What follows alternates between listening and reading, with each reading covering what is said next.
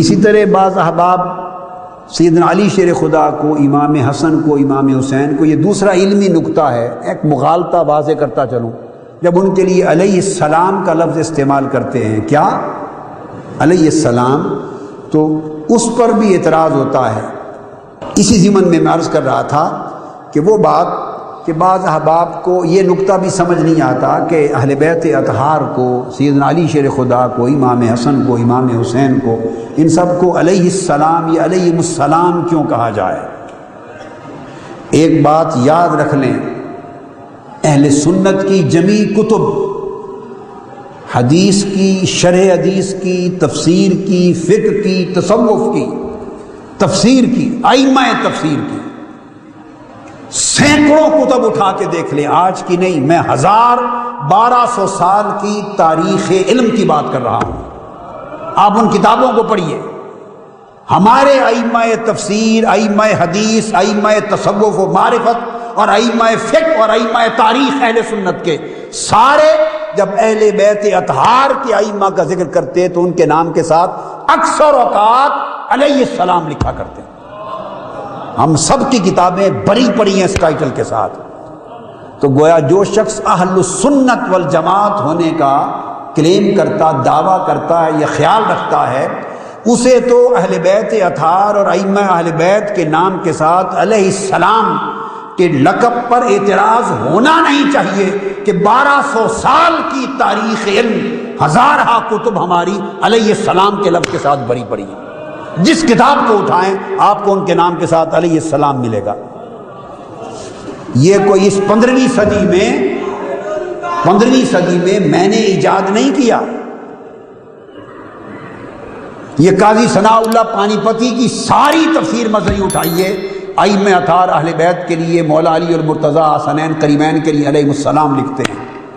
آپ شاہ ولی اللہ محدث دہلوی کو اٹھائیے، علیہ السلام لکھتے ہیں۔ آپ حضرت مجدد الفسانی کو اٹھائیے، علیہ السلام لکھتے ہیں۔ آپ امام جلال الدین سیوطی کو پڑھیں، علیہ السلام لکھیں گے۔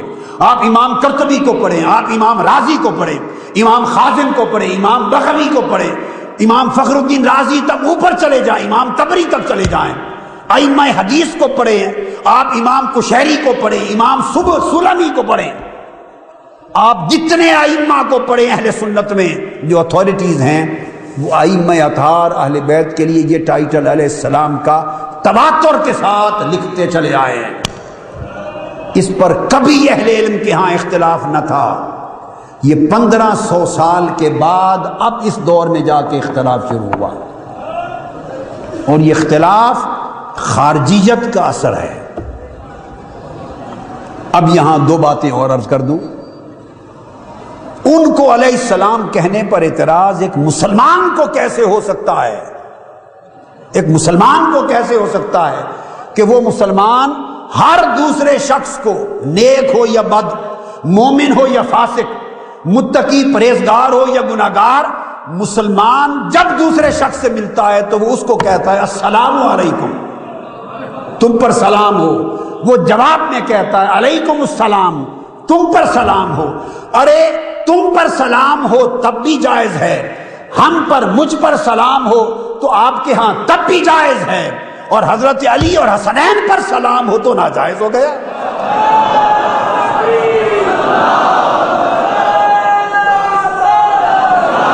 ہم ہر روز السلام علیکم وعلیکم السلام کہتے ہیں، یہ شعار اسلام ہے، اسلام کا شعار ہے۔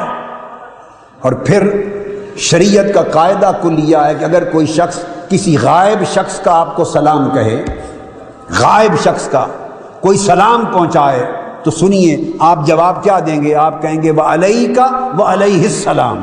اب وہ سیدھا علیہ السلام بھی آ گیا۔ اگر کسی شخص کا سلام پہنچایا آ کر دوسرے نے، اور وہ شخص آپ کے سامنے موجود نہیں، تو یہ کسی عالم دین سے پوچھئے، خواہ اس کا تعلق سلفی اہل حدیث مکتب فکر سے ہے، خواہ اس کا اہل سنت مکتب فکر سے ہے، دیوبندی کہلاتا ہے، بریلوی کہلاتا ہے، شیعہ کہلاتا ہے، وہ حنفی کہلاتا ہے، مالکی کہلاتا ہے، شافعی، حنبلی، جعفری، کسی عالم دین سے پوچھئے کہ غائبانہ کوئی سلام پہنچائیں تو جواب کیا ہوتا ہے؟ وہ آپ کو بتائے گا متفقہ جواب ہے علیکہ و علیہ السلام۔ علیکہ کا مطلب ہے کہ تم پر بھی سلام ہو، یہاں تک بات ختم ہو گئی۔ اگلا لفظ بتائیے کیا ہے؟ وہ علیہ السلام۔ وہ جس نے کراچی سے سلام بھیجا وہ تو علیہ السلام بن گیا، وہ جس نے ملتان سے سلام بھیجا وہ تو علیہ السلام ہو گیا، ہر شخص اس کو علیہ السلام کہہ لے۔ اور وہ جو مدینے والے ہیں، وہ جو خانوادہ مصطفیٰ ہے، وہ جو ذریت رسول ہے، ان کو علیہ السلام کہا تو اعتراض کہاں سے آ گیا؟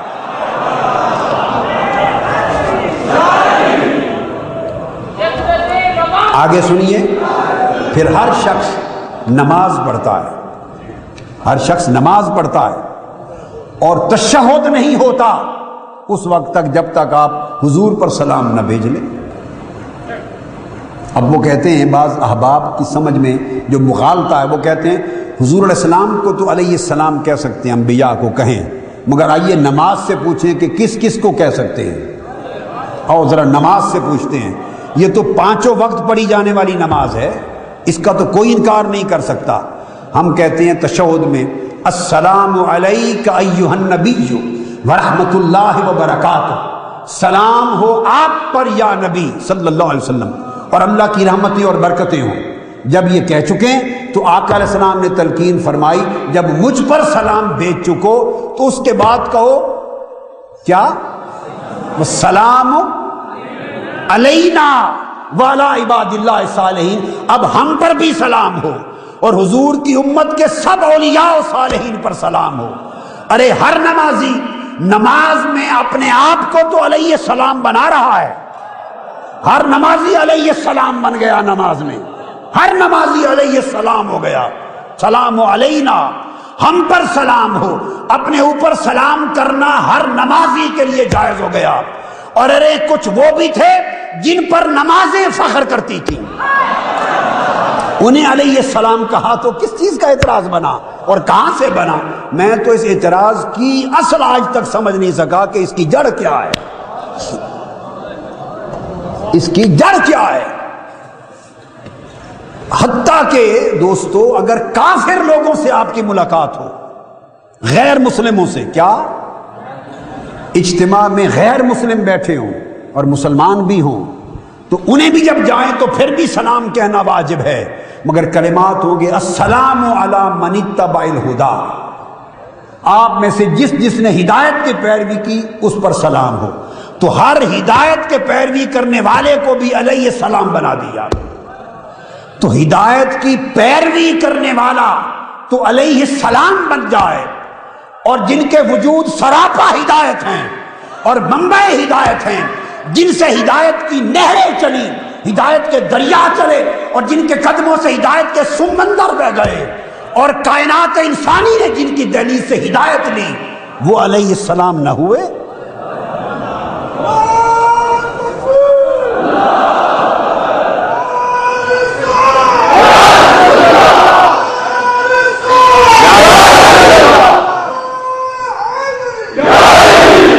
تعجب ہے کہ متبع ہدایت، ہدایت کی پیروی کرنے والا، وہ تو علیہ السلام بن جائے، السلام علی من اتبع الہدی، اور وہ جو خود ہادی و مہدی تھے اور ہادی و مہدی ہوئے وہ علیہ السلام نہ ہو۔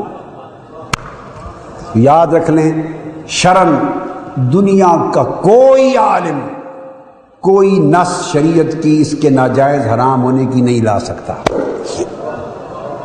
اگر ناجائز ہو تو نماز سے ہی نکال دینا چاہیے، السلام علینا وعلی عباد اللہ الصالحین۔ تو میں نے کہا بائی دی وے دو چیزیں آ گئیں تو واضح کرتا چلوں، اور بے شک رضی اللہ تعالی عنہ یہ بھی قرآن مجید کا ٹائٹل ہے، ہم یہ استعمال کرتے ہیں کیونکہ اللہ رب العزت نے ان کے لیے کہا رضی اللہ عنہ ورضوا عنہ، اللہ ان سے راضی ہوا اور وہ اللہ سے راضی ہوا، یہ بھی جائز ہے، تو قرآن نے عطا کیا، اور علیہ السلام بھی اسلام نے عطا کیا، اور اللہ نے اور اللہ کے رسول نے نماز میں عطا کیا۔